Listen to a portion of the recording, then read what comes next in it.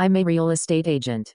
Have I got a house to show you? I don't know why I'm so infatuated with houses, but I am. I think it stems from my stepmother's passion for building and creating miniature houses. She would sit for hours, with her glue gun and scissors, putting the houses together, then placing her little miniature chairs, dressers, people, and many other pieces into them, creating some of the most amazing lifelike miniature houses that I had ever seen. Some of the smaller houses took her only days to complete, while the larger, more intricate ones took her weeks, sometimes months to finish. She built so many houses, that my father actually had the construction company in town build a large addition onto the house, just off the dining room, so she could display them, and show them off to any visitors. I spent a lot of time in that room, in complete awe of her creations. I even built one myself, with her help of course. It was a small training house, as she put it. It didn't turn out half bad, if I do say so myself. It was nowhere near the quality of hers, but still not bad. I still have it upstairs in my closet. Now, as I grew into my teenage years, my infatuation grew, and went from miniature houses to real houses. Everywhere I went with my parents, I would always look at the houses, imagining the layout of the house, the furniture arrangements, and what window represented what room. I was also intrigued by the way the house looked from the outside, the style of the house, and its color. My favorite style of house is Gothic Victorian. Anyway, when I turned 16 and got my driver's license, I got a part-time, after-school job at Bob's hardware store in town, which was later bought out by 84 Lumber. But, that's not really important. Now, the high school I went to was about a mile away from the store, so I'd just walk there after school, and my father would pick me up after work. Until I saved enough money to buy a car. I would help unload the trucks, stock the shelves, and cashier on occasion. Anyway, after buying a car, I would ride around town, as well as neighboring towns, after school, on my days off, and on the weekends, when I was off, taking pictures of all the houses I liked. I would take every back road, side road, dirt road, or any road I could find in search of houses to photograph. I got lost a few times, and had to use Google Maps to get home. Anyway, I spent almost every dime I made on gas, insurance, and instant cameras. I would have the pictures developed, and put them in a photo album. By the time I graduated, I had over 100 photo albums, full of house pictures. Now, I worked at Bob's Hardware for about 2 years, when it was bought out by 84 Lumber. I worked there for about a year and a half after that, still driving around taking pictures. I was about 22 at the time. Soon after, just taking pictures of houses was not enough for me anymore. I wanted to go inside the houses. Now, I'm not a criminal, so breaking and entering was not an option. Besides, I don't look good in orange. Anyway, I knew I had to come up with a plan, and I did. The only way I could think of, to be able to go in random people's houses, without getting arrested, and check out every square inch of the place was, you guessed it, I became a real estate agent. You know, the people that sell houses for other people. Anyway, at first, I had no idea how to do that, so I Googled it. There, it showed me the step-by-step procedure for becoming one. I contacted Delaware's Real Estate Regulatory Office to see if I fit the requirements, and I did. I then completed 99 hours of pre-licensing courses, and passed the exam. I got a 93%. It cost me about $700. Man, this is turning into one expensive hobby, I thought. Anyway, I then had to take the Delaware Real Estate Salesperson's exam, and passed that as well. I forget what my score was. I had to have a background check done, which came back excellent. After that, I contacted a friend from high school, named Frank, who was an actual real estate agent, and asked him to help me become one. He put me in touch with the agency he worked for, and they agreed to sponsor me, making Frank my mentor. I was so excited. I then created an account on the Del Pros website, paid the licensing fee, and printed out my license. And bam, just like that, I was a real estate agent, working for a major, well-known agency, for commission only of course. 3% of the total sale, which isn't bad, because if I sell just one house a month, for as little as $100,000, I'd make $3,000. That's more than I'd make in 2 months at Bob's. I still worked at the hardware store, on the weekends just to have a little bit of money coming in, on a weekly basis, until I sold a few houses. I made enough money at Bob's, to move out of my parents' house, and rent a room at the flop house in town. The guy in the room next to mine used to be a truck driver, but something spooked him, so he doesn't drive a truck anymore. Anyway, I had business cards printed up. Sellrite Real Estate Agency. David Stevenson, Agent. 1-555-382-5968. Now, I shadowed Frank for a few weeks, learning the ins and outs of how to be an agent. Talking to the clients, doing the paperwork, showing the houses, and all that good stuff.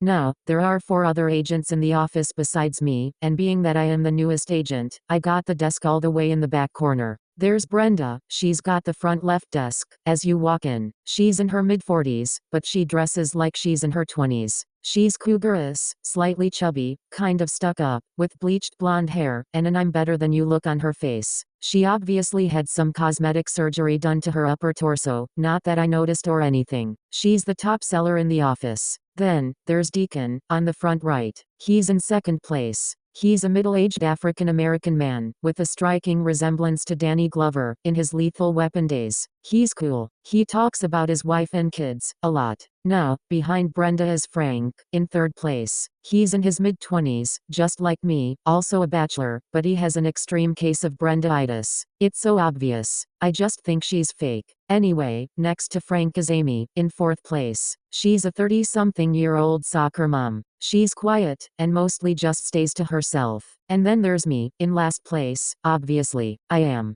well, let's say, to quote Weird Al, white and nerdy. Like I said before, I was all the way in the back corner behind Frank. Now, I've never believed in ghosts, entities, or anything paranormal. That was until a few weeks ago. The day started off normal. It was business as usual. It was about 8:30, if I remember correctly. It was just me, Frank, and Deacon in the office. Brenda had an early showing that day, and it was mother-daughter day at Amy's kids' elementary school. Anyway, Deacon was talking with a nice young couple looking to buy a house, and Frank was on the phone with someone, talking about something, I don't even know. I was just sitting there, swirling my pen between my fingers, when he walked in. He was about mid-30s, with disheveled brown hair. His clothes were dirty, and wrinkled, and looked like he slept in them for about a week. He was nervous.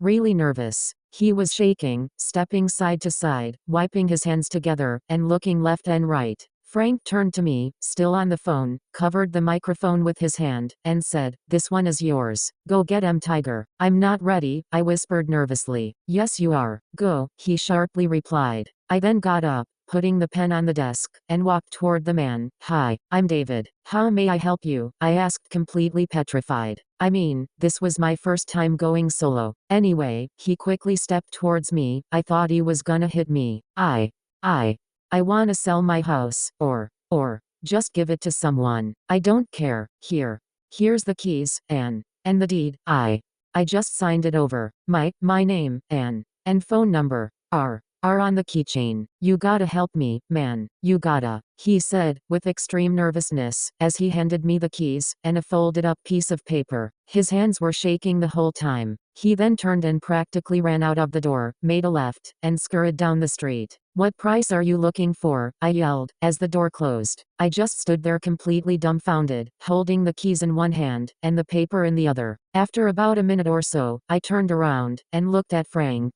to see him staring back at me. He was off the phone at that point. Deacon and the couple were staring as well. Now, the first rule for deciding whether you are going to list the house under your name, and the agency's name, is to do a walkthrough. Although the circumstances were not ideal, by any means, this was my first chance to make some real money. Anyway, "Hey, Frank, you wanna come with me?" I asked. "Where?" he replied. "To go check out this house," I stated. "You're gonna list it?" he asked. "I don't know yet. I gotta check it out first, right?" "Come on," I said excitedly. "No way, man. I wouldn't go near that place." "Did you see that guy?" he asked. "Maybe he's having a bad day. I don't know. I'll go check it out myself then," I stated. "Good luck. See you when you get back." "If you come back," Frank said, laughing. "Very funny, Frank," I replied. If he wasn't my friend, I think I might have flipped him off. Anyway, I then looked at the paper, and yes, it was the deed to the property. Now, for privacy issues, I'm not going to mention his name, but I will tell you the address.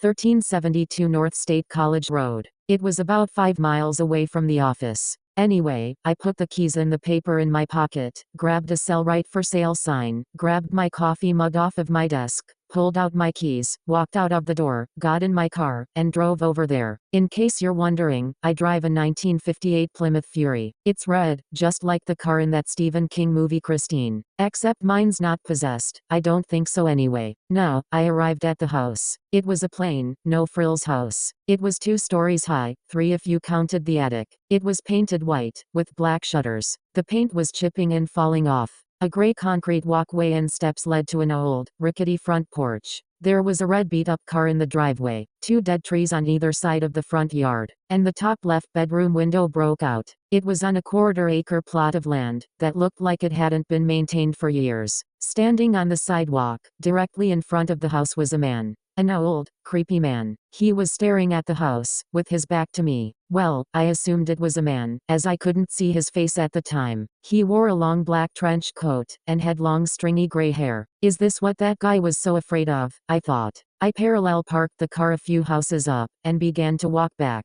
I got to the house, and said to the man, "Excuse me. I'm responsible for this place. What are you doing?" He then turned around, and my assumption was correct. It was a man. But, he was creepier than I thought. His skin was pale white and almost transparent, his hands were just skin and bones. He had sunken cheekbones, bulging dark, nearly black eyes, with severely chapped lips. He stood with a cane, with what appeared to be a goat's head on it. He opened his mouth to speak, pieces of dried flesh falling from his lips, as he said, "I am preparing for battle," in a deep, raspy voice. "What?" I replied. He then stared straight at me, with his dead black eyes, and said, "Evil lives within this land. Heed my words, and leave at once. Man, what kind of shit have you been smoking? Get the hell out of here." "I got work to do," I responded, blowing him off as some nutcase, as I walked up to the door, pulling the keys out of my pocket. "Believe not a thing of what you hear, and even less of what you see, young man. For the devil is a sneaky son of a bitch," he yelled, as I put the key in the lock. I then turned my head to see the old man standing in the middle of the yard, his arms raised high to the sky, his head leaning back,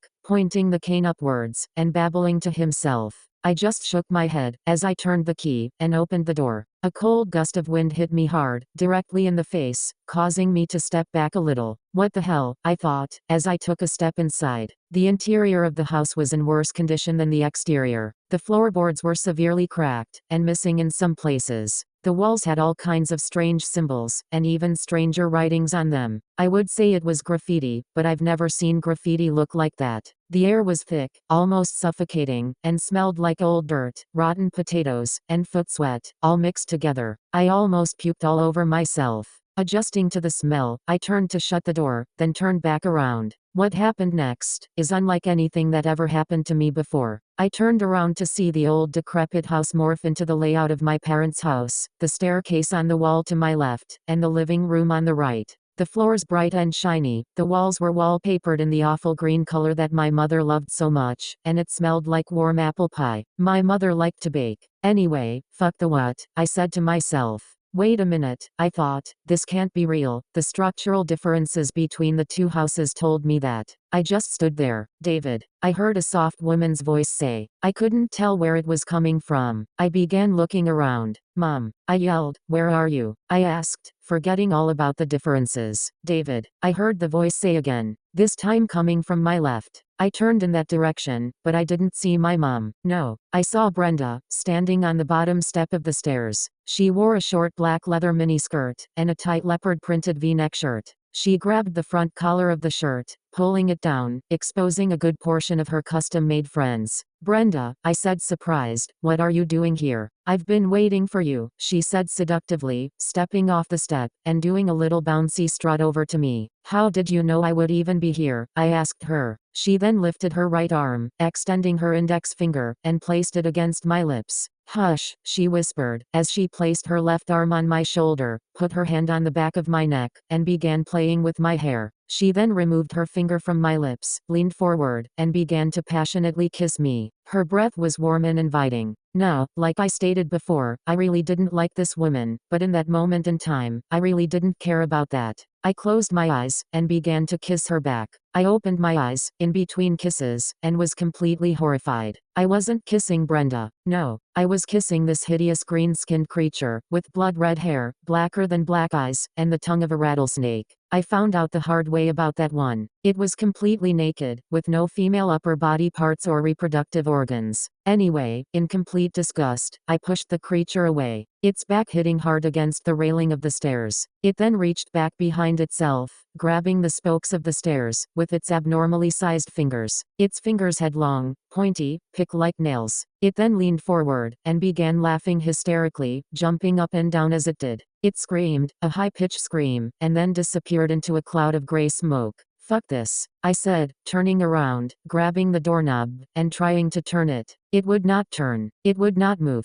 The door would not open. Panic then set in, as I began pounding on the door. "Help! Help! Somebody! Old guy! Help!" I screamed at the top of my lungs, over and over and over again. Exhausted from screaming, I stopped pounding on the door, and hung my head. I caught my breath, closed my eyes, turned back around, went to lean back against the door, and fell on my ass. The door was gone, and I was now sitting on the floor in an old underground tunnel, at least that's what it looked like to me. I opened my eyes when I hit the floor. Anyway, I stood up, looking left to see nothing but an old, dingy battleship gray hallway. I looked right to see the same. This can't be happening, I thought. But it was. I reached in my pocket, pulled out a quarter, and held it in my hand. "Okay, heads, I go right. Tails, I go left," I said to the open air, then tossed the coin in the air, caught it with my right hand, and smacked it on the back of my left wrist. I hesitated before looking. Finally I removed my hand. It was heads, right I go, I said to the air once again, and took off running as fast as I could. I ran, and ran, and ran, full speed, for what seemed like forever, until I slammed hard into, well, nothing, more like an invisible barrier. I hit it hard.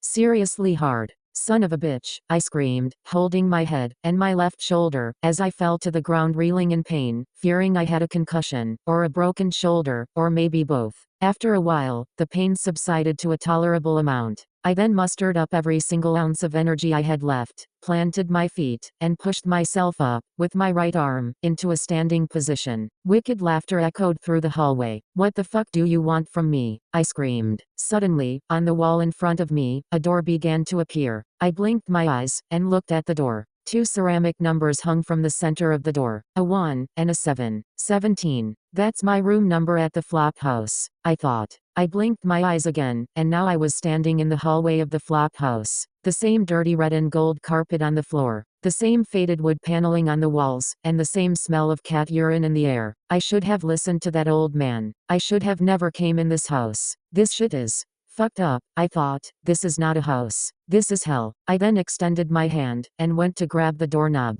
The door then began to slowly open, all by itself. I stood there in complete shock. As the door opened, it revealed my room to be exactly the way I left it. My favorite coffee cup sitting on the nightstand, my falling in reverse band shirt on the floor, and the window blind pulled halfway up, missing the same slat. I walked in, leaving the door open, sat down on my bed, leaned back against the pillows, and looked up at the light fixture on the ceiling. I closed my eyes, and took a deep breath. Suddenly, the door slammed shut, startling me. I opened my eyes, still looking at the ceiling, and saw swarms of cockroaches begin scurrying out of the light, and falling down on me. I shot up like a bullet, only to discover that cockroaches were everywhere. The walls, the floors, the ceiling, on the TV, the coffee pot, the microwave, everywhere, running all around. I screamed. You see, I don't do bugs. I stood up, and heard the crunch, as my feet smashed their little cockroach bodies. They soon began crawling up my legs, and falling in my hair, on my face, and in my shirt. I was dancing around, swatting myself like a crazy man. Fuck this.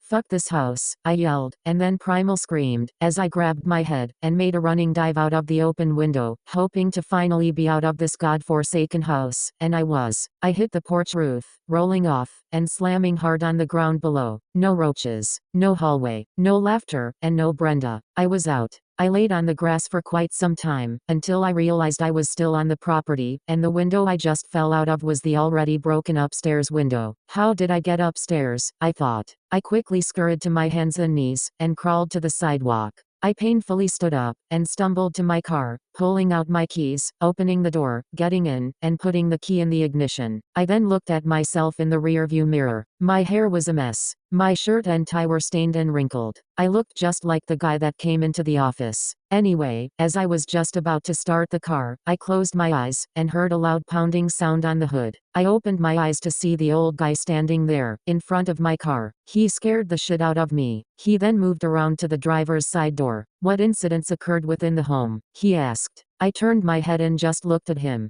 "Tell me," he said more aggressively. I told him. "Do you wish to remove the unnatural entities that possess this land?" He asked. "Tell me and I will do just that." "Of course I do. I got a job to do here," I replied, then added, "Who are you? Come, we'll talk," he replied, stepping back into the street. A car horn then sounded, as a white minivan rolled past my car, and appeared to roll right through the old man. After what just happened, it didn't even faze me. "Are you all right?" I asked concerned. "Indeed, young man," he replied. "Come, let's talk." I opened the car door, looking back before I did. I grabbed my coffee cup, then got out of the car. Now, across the street, and to the left, was a small canopy sitting area, with benches, and flowers underneath it. So, we walked over there. Well, I walked. The old man seemed to be gliding. Who the fuck is this guy? I thought. We soon arrived at the canopy, and sat down on a bench. I took a drink of my coffee. It was cold, but cold coffee is better than no coffee, right?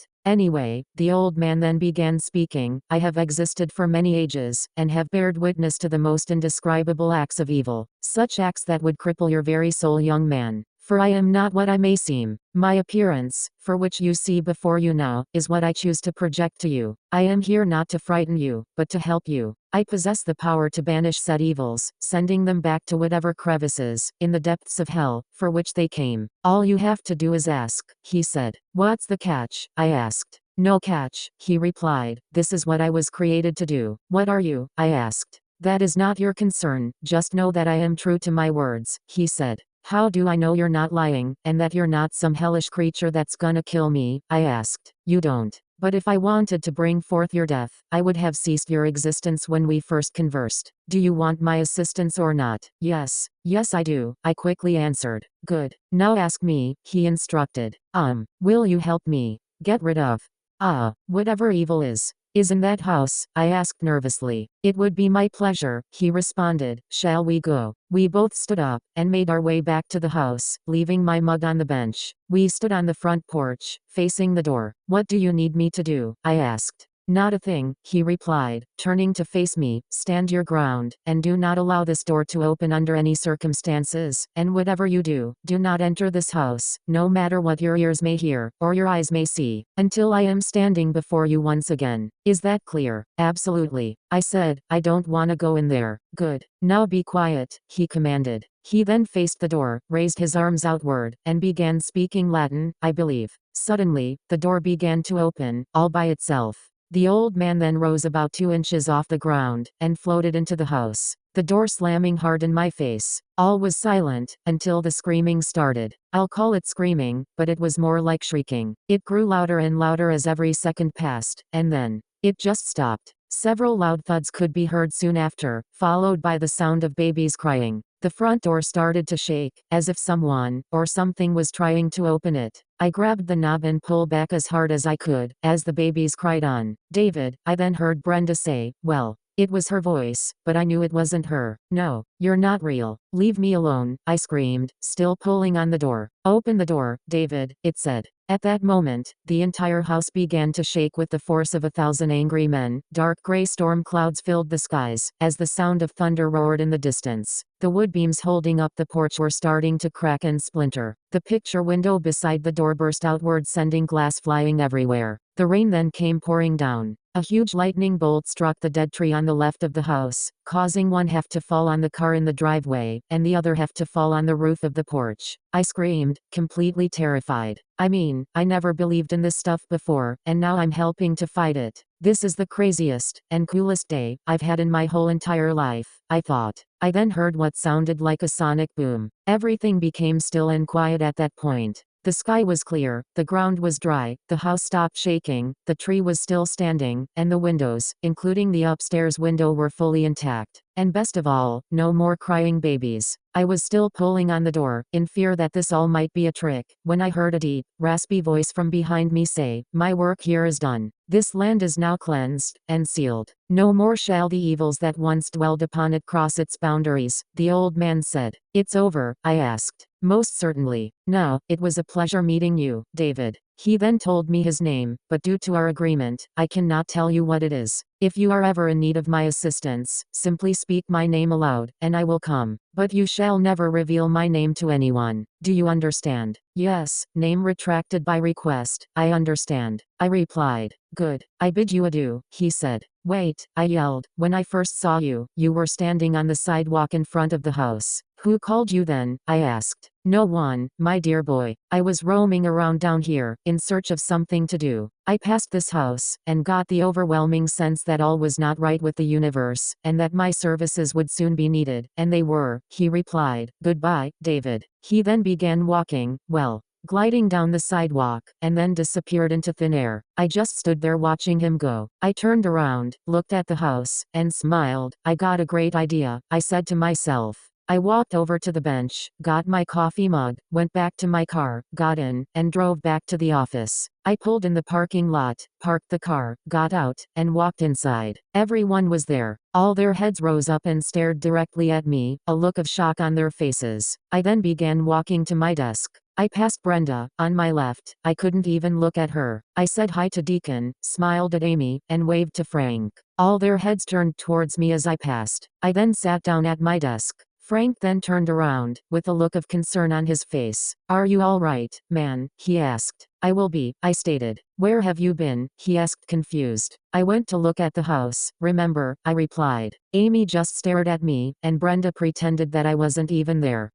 You left on Tuesday. It's now Friday. 3 weeks later, David," Deacon stated. "What?" I replied in shock. "You've been gone for 3 weeks, man. What the hell happened?" Frank asked. "You wouldn't believe me if I told you," I responded. "Can we just drop it, please? I'm back now, so, can we just leave it at that?" I asked. "Sure. Okay, you betcha," they responded. Frank then looked at me funny. "What?" I asked him. "You look like shit, man," he said. "Go home, and get cleaned up. We'll see you on Monday." I agreed, and gathered my things, including the deed to the property. I drove back to the flop house, and asked the house manager if it would be possible to change rooms. She seemed a little puzzled, but agreed. I moved to room 23. I went to my old room, grabbed my clothes, my phone charger, and all my DVDs, leaving the rest of it behind. I washed all my clothes immediately. That whole cockroach thing still freaked me out. Anyway, I laid down in my new bed, in my new room, and slept for 13 hours straight. I woke up the next morning, and went to the county recorder's office. Yes, it's open on Saturday. I had the deed switched over into my name, for a small fee of course, and then went back home. I rested for the rest of the day, and the next day, then went back to work on Monday. That was about 4 months ago. Now, after what I had just been through, and survived, I had a big boost in confidence. In that time, I've sold a few houses, 11 to be exact. I'm still in last place, but I've made some decent money. I quit my job at Bob's, and am doing this real estate thing full time now. I have seen some beautiful and amazing houses, and I've started taking interior pictures as well. Anyway, I contacted the guy who owned the house originally, got his new address, and asked him how much he wanted for the place. He said he was just glad to get rid of the place. I send him a check for 10% of what I make off of each sale. I sent him his last check this morning.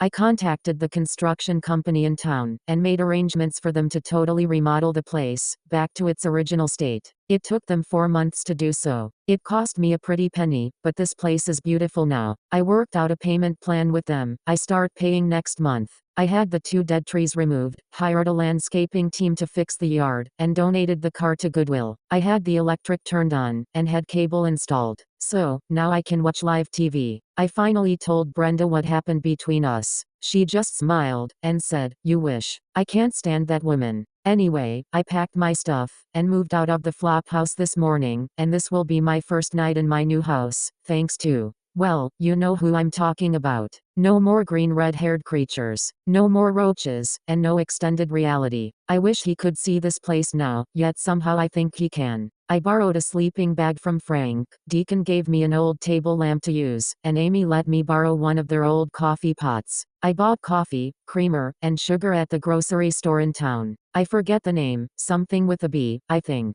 Anyway, I'm gonna sleep in the living room tonight, and start furniture shopping in the morning. Well, it's getting pretty late. I gotta be up early tomorrow. So, good night everyone.